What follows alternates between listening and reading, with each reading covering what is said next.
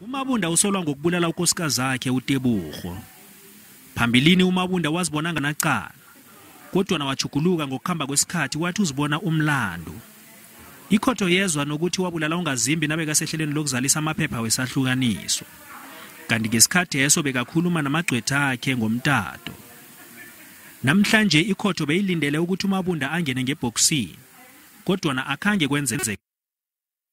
Uke walivuma icala kwaba ukuthi ukulivuma kwakhe icala kuba nezindlela la umbuso khona ungeniseki ngendlela ubugebengu obenzeka ngayo, lapho kube sekudingakala ukuthi thina njengombuso sibize ofakazi ukuthi bazonikeza ubufakazi ecaleni.